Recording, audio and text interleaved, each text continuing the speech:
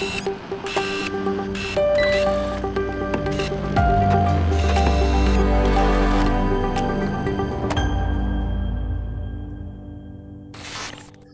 welcome to another DirectConnect here with Archer, where we figure out the content on the fly. In all seriousness, today we're going to talk about internal controls.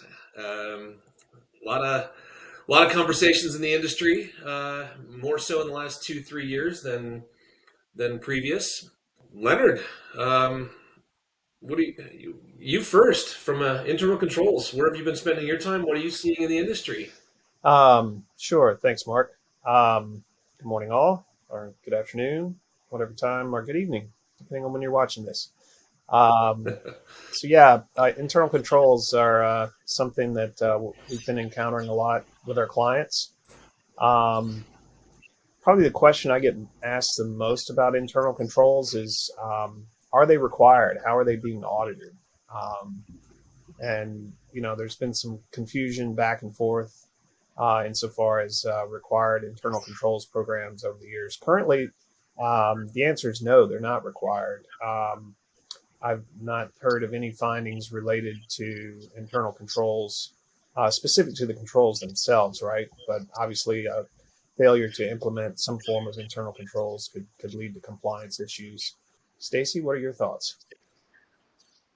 Yeah, I think one of the big challenges that I see utilities have right now is that they're being told to go show us your internal controls, but there's no real framework in our industry in order for them to use some kind of a baseline in order to know that they're on target at all.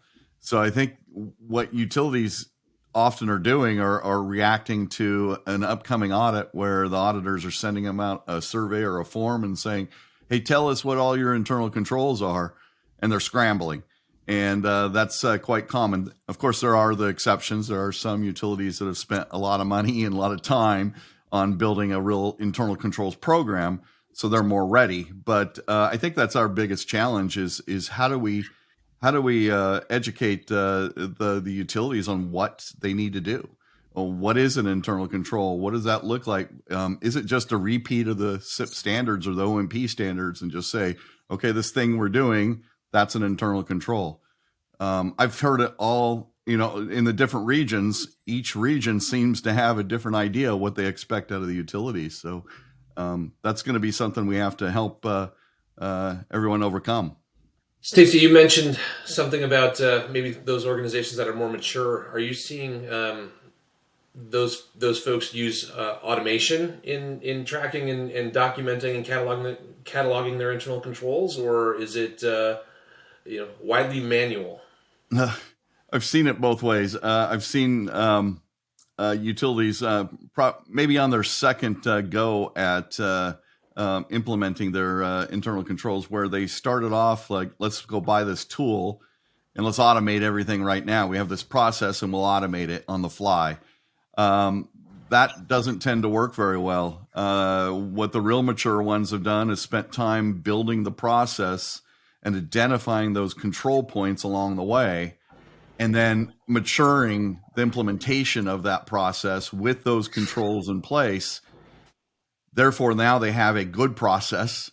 They have good controls. They've been able to work out all the issues, and then they can go automate.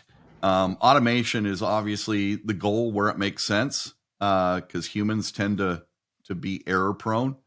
So that's kind of where I see the mature ones have done that. So you've had these, the real mature ones took the step back and took that time to write those processes and identify them.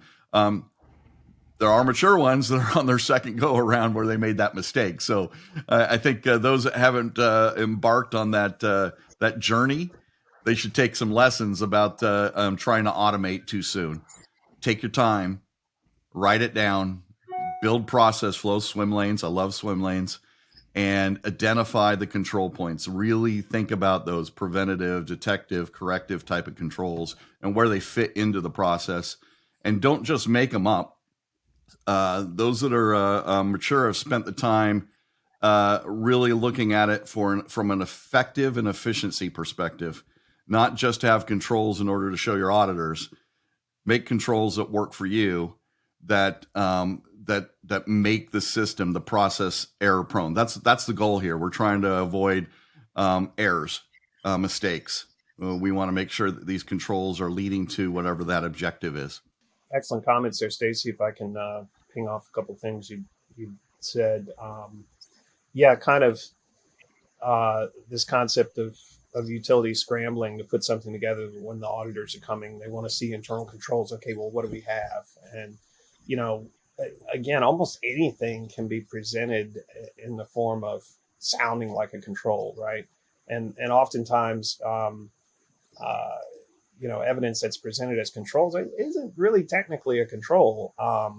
It's more, a policy, thou shalt do XYZ, where XYZ is whatever language the requirement is, right? So is that truly a control? When you think of the types of controls, you're preventative, detective, corrective. Also looking at it from a different lens, procedural versus technical controls.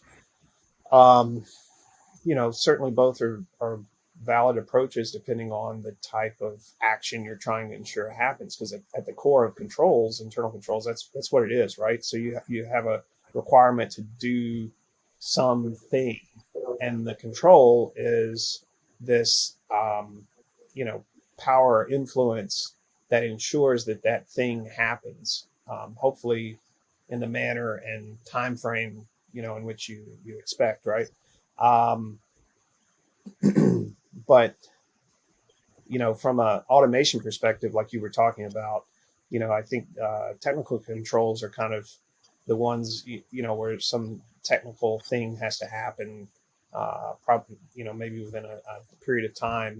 Automating those type of controls, I think, definitely makes sense. It's where you get into the more requirements that are more less about, technical areas, more procedural based. Those are the ones that are much more difficult to automate in my experience. And I think that's where it gets to me, where we're really challenged as an industry of every utility go make it up yourself. Every utility is definitely going to have some snowflake issues that they have to address, but there should be a framework of a set of objectives that the industry is trying to achieve. And if it's based on the standards, the reliability standards, OMP and SIP, then I would suggest that the industry needs to establish those. And, I think it needs to come from the ERO, where they establish those high-level objectives, so the utilities can go build their programs based on that. And that's the other thing. We keep on bringing up the word program.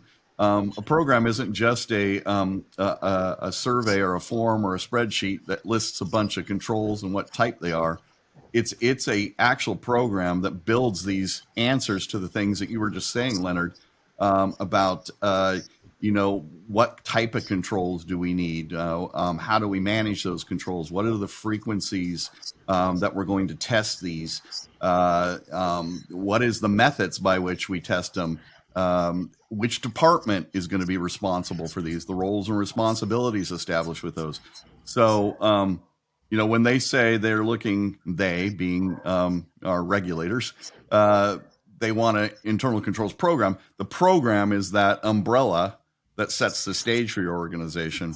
The controls are what meet the objectives, what type of activities that have to happen in order to avoid those errors and omissions and other issues that you might have. And that has to be based on some set of criteria, a framework, and the industry doesn't have one. I guess I'm being very critical of the industry right now, but it's true. We get to see so many different utilities out there, and we're just seeing them struggle on this. And we struggle because we're usually brought in for audit prep, for a mock audit, and we're seeing that struggle, and it's difficult for us to say, okay, here's the answer to the test, because we don't have that internal knowledge of your organization enough, unless we really build the internal controls program for you, which we do. We can do that for you. Love to do that for you. But the industry just doesn't have that framework, and everybody has an idea where to go. All the regions have an idea where they want to go, and the ERO is kind of silent on it. And the consultants out there, the ones that are trying to help everyone, tend to go back to the drawing board, which could be, let's go to COSO, which is a financial framework. That might not fit. I don't think it does. But anyway, that's kind of the problem that's set out there. And, I wish everyone luck. Do you think, from my seat, Stacy and Leonard, what I've seen is folks are quick to point to the cataloging of their controls and label that their program. Yeah. And I think that's what I was hearing you say, Stacy, a little bit there is you're seeing folks are even, starting to struggle a little bit and put a catalog of their controls together, and then they put that out and say, here's our program. Right. And the catalog is definitely part of a program. I think that's essential. But their catalog is usually inspired by a audit where there is a regional entity providing them a form or a spreadsheet to fill out. And that then gets lost, if you don't have another audit for 3 or 6 years. How are you managing that? Well, that's even when you look at, anything you do in an organization, process, procedures, controls, do you have an organization that is centered around continuous improvement? Are you reviewing them? Have you listed, how often you review them? Do you review them? You mentioned earlier testing. Who's testing them? Which department? Which people? What about the education of the employees? Even for those organizations that you've seen great control programs in place, what does that look like as they're educating their employees? I'll suggest that until we figure out what the industry wants, it's hard to train anyone on anything. But obviously, if you have built an internal controls program, you have to educate. You have to. I hate to say train, because somebody I know says you train monkeys, but you educate people. You definitely need to educate them on what they need to do. And that's not a one-stop shop. It's not a PowerPoint presentation. That's an ongoing program in and of itself, which I would say is part of your internal controls program. That's a good point. I think training is oftentimes the solution to a lot of instances of non-compliance that are found. They don't really think through, what is the core problem here, and kind of look at trending, and as far as if this keeps happening, or the possibility of it recurring again, what else can we do differently? What controls can we put in place internally to ensure that we meet compliance in the future? Again, that goes right to what we're talking about here. So the idea of training more in this regard for internal controls, I like your comment there, Stacy. Educate rather than train, so to speak. But it brings me to kind of one of my conundrums that I've been thinking through, as far as these internal controls, and looking at situations that utilities struggle with a lot, and that's ensuring that these procedures are followed. So in that vein, do procedural controls actually work? What's to stop that human factor from failing? Oh, well, if I don't implement the procedure, it doesn't matter what the procedure requires, right? That control has failed. How often have we seen procedures, Leonard, that are written but put on a shelf? Nobody follows them. The procedure even says for reference point purposes only. That kind of defeats the whole concept of controls, right? A controlled process, which can be embedded in a procedure, has to be followed step by step. Right, and even that is an issue, right? When you have a checklist, okay, well that's intended to ensure your procedure happens the same time every time. But if there's no other, control aspects in play, how do you ensure that procedure was followed? They just because everything's checked and signed and dated does not mean that the procedure was actually followed. So, is that something that ends up being, an expectation of additional performance evidence that's generated throughout the execution of the process? Or is it truly some other, type of control that needs to be built into the procedure? For instance, separation of duties, peer checks, other things that kind of combat that tendency to have that human failure element. One thing I always think about, if the one of the best things that can happen with your overall regulatory compliance program is internal controls, why isn't that something that FERC has ordered to be done and be embedded into the standards? I find it crazy to say on the side, oh, by the way, we want you to do internal controls, but really there's no legal obligation to do so. I don't believe. Is there? I don't think so. Not that I'm aware of, no. That might be the reason why we're all struggling, right? Is because there is no thought beyond the fact that internal controls are important. Now, if we all say they're important, then let's build a framework for our industry that works in the context of the requirements and the standards that we have in front of us. And then let's build a set of objectives that every utility can work from. And then you have a common set of controls that you might be able to pick and choose from. Kind of an industry controls catalog, then I guess is kind of where you're going with that, Stacy. Yeah, at least a base, right? Here's our base, and that's what COSO does, right? COSO has a framework for controls for the financial industry. And those controls you can pick and choose or you can add to, but at least there's a base and there's a framework around it. And there's objectives that you're trying to meet for every type of financial transaction, which is really focused on fraud and such. But, bring that to cybersecurity or bring it to operational excellence. Those are areas where you can build the same kind of framework. It does take time. It takes thought. If you're doing it industry-wide, it probably needs to be done by a third party that is non-affiliated with a utility, so there's no preferences there. But that's what the ERO is supposed to be. And again, I'm picking on the ERO, but they're the ones that are out there pushing internal controls and pushing the regional entities to do them. And I feel bad for utilities right now. I think it's a monstrous burden come audit time when you don't have a real obligation to do so. And this is kind of a backhanded way of getting people to build internal controls. And if I were, I guess, a CEO of a mid-sized utility with some legal backing, I would be all over NERC and FERC for, why are you making me do this? And I get it. It's probably got good business value, but, tell me what you really want. That's interesting, but barring any movement or change from ERO, FERC, or otherwise, we talked a little bit about what some clients are doing today. Where would you tell clients to really focus their time and energy around controls? If you had, I don't know, 2 more minutes left in the day today on this recording, to tell them, hey, this is really where you should be focusing.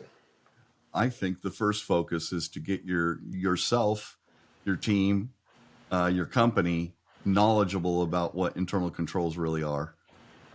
Spend some time really learning what that means.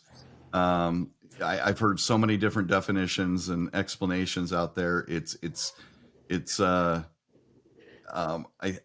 And those tend to come from the regional entities, right? I've seen their PowerPoint presentations. I've seen the different courses and responses to utilities about what is an internal control, what does a program look like. They're all different, but go back to the basics. I know the financial industry is very, very mature in this space.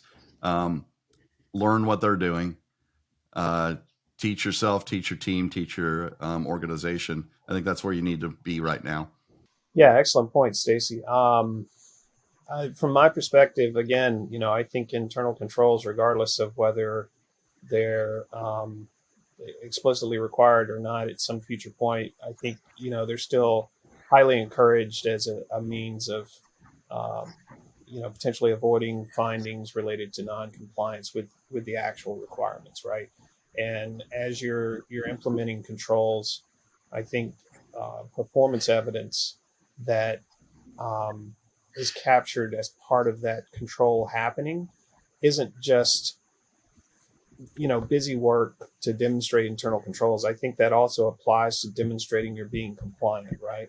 So as you're implementing controls, I think look for opportunities to improve the quality of the evidence that's being captured of your performance of being in compliant. I think that'll pay dividends, down the road at audit time, potentially, demonstrating compliance where otherwise there might have not been, an opportunity to pass the test, if you will. Yeah, Leonard, I think that's a great point.